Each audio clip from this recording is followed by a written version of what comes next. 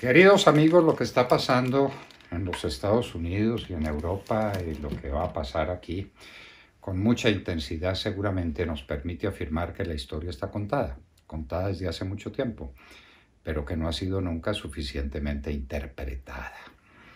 Estamos acercándonos a lo que llamaba Montserrat Fernández hace unos minutos en la hora de la verdad, en la guerra de las estatuas, que no es simplemente un problema de cortarle la cabeza a algunos supuestos próceres para muchos o a algunas personas que supuestamente tuvieron un papel preponderante o significativo en la vida de los pueblos para decapitar esas estatuas, sino que la cosa va mucho más hondo. Es lo que eso significa, es volver a interpretar la historia desde el comienzo. Nadie niega los orígenes trágicos y perversos de la importación de negros del África a esta América Latina. Nadie lo niega, ese es un hecho.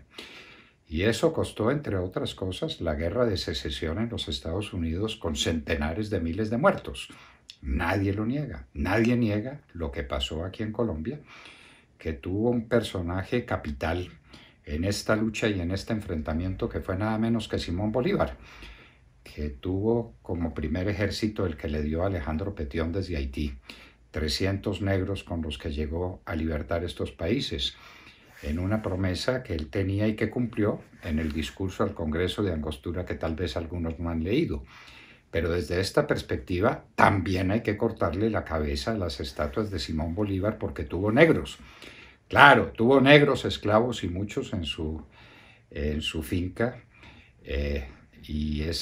en San Mateo, y esa realidad es absolutamente palpable y clara, que fue el primero que se sublevó contra ese estado de cosas, que la quiso cambiar, que lo dijo en el Congreso de Angostura, sí, pero que tuvo esclavos negros. Entonces hay que volver a interpretar la historia, hay que comenzar desde el comienzo, y ahí estamos, por ahora, en la guerra de las estatuas. ¿Esto para dónde seguirá? ¿Esto para dónde va? ¿Esto qué se supone que sea?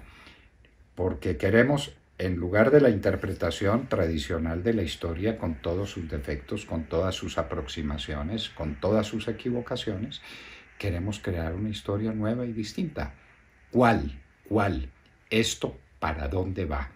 La guerra de las estatuas, insistimos, no es simplemente el afán de algunos por cortarle la cabeza a unos próceres que parecen que ya no fueron próceres, a unos hombres ilustres que parecen que eran unos vulgares mercaderes de la libertad de los negros para traerlos a trabajar a esta América. Y entonces es mucho más que eso, es mucho más que una guerra de las estatuas, es una guerra por una nueva historia, es una guerra totalmente revolucionaria, donde muchos quieren suplantar las interpretaciones vigentes de la historia, más o menos aproximadas, más o menos equivocadas, como son todas las interpretaciones, mucho más de los hechos históricos, por unas realidades nuevas y distintas. ¿Cuáles son ellas? ¿Esto para dónde va? Es hora de que lo sepamos.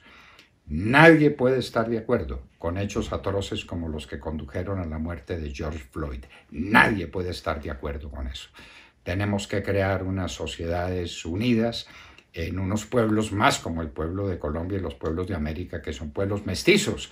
Aquí hay un mestizaje que no se quiere reconocer y que no se quiere admitir, pero que es absolutamente evidente. Y creíamos que por lo menos ese problema étnico, ese problema de la esclavitud, ese problema de una carga histórica que traíamos había quedado superado.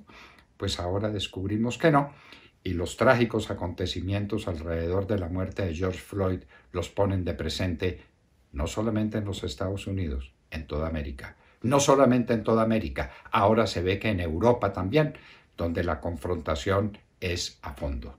Y el colonialismo en Europa sí que tiene cuentos para contar, historias para interpretar, conflictos para resolver.